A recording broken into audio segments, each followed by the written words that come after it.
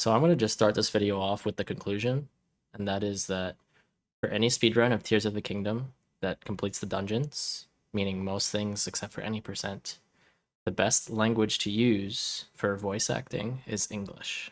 For the rest of this video, I'm going to go through my process of how I timed all these cutscenes and some challenges I was faced with while doing so.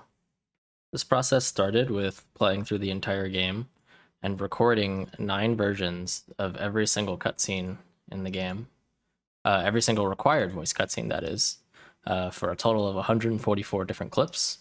Shout out to Trev Person for helping me with Hyrule Castle, by the way. I didn't have a save file there. But anyway, I recorded each of those cutscenes and threw it into a video editor and compared them. The results of each of these individual comparisons can be found in this spreadsheet, which I will make public. And the results are kind of all over the place. A given language could be fast in one cutscene and the slowest in another. The spread is kind of interesting. Just to give an idea of how these cutscenes do end up varying in time, I'm going to play an example of one cutscene comparison, which is the Water Temple explanation.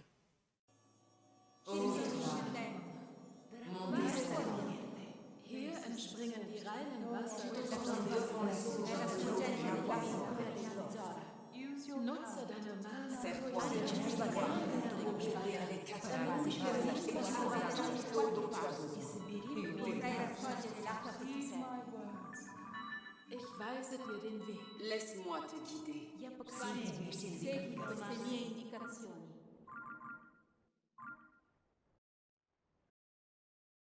Typically for these kinds of timings, I would just throw all of the clips into one giant comparison video. However, this specific situation is interesting because you have the option of changing the language mid-game, like while you're playing.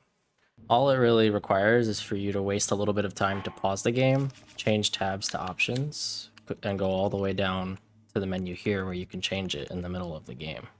This adds an interesting layer to things because in theory you can use one language in one area of the game where it's faster, and then pause the game and change to a different language where it's faster in another. However, if you take all of the time loss for each language over every cutscene and total them up like I did here in this tab, it's pretty clear that there is just one single winner regardless of the ability to change languages.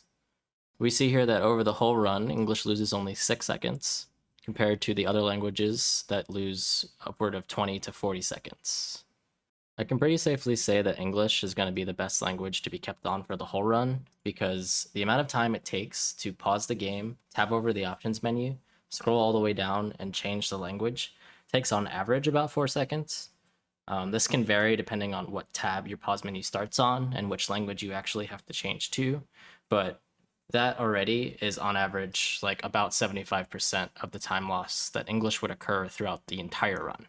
So it's pretty much not worth it at all to change it.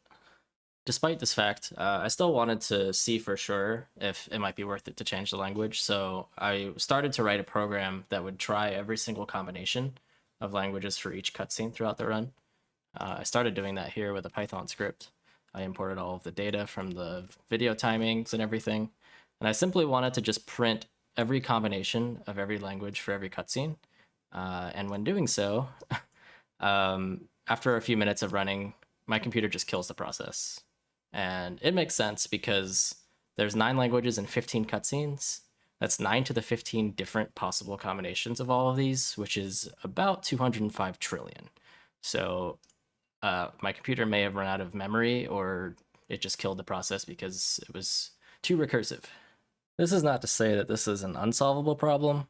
I'm sure there's a bunch of other smarter ways of going about this than trying to brute force literally every possible combination. A friend of mine, Thero, had a possible idea where you can represent all of this data as a graph with a bunch of lines between them, where like each node on the graph represents the time loss from a cutscene, and then each edge represents the time loss from having to change languages, and then you try to find literally the shortest distance across all of these nodes. It's huge brain, but in my opinion, not really worth implementing and figuring out, given that we know that English just dominates over all of the other languages. Like, it's pretty clear that it's just going to be worth it just to keep it on English the whole time. So that's it from me. I'm going to make this data available so that if anybody needs it for any reason, it's here. These are all the results from my video comparison. And yeah, that's it. My conclusion is English is the way to go.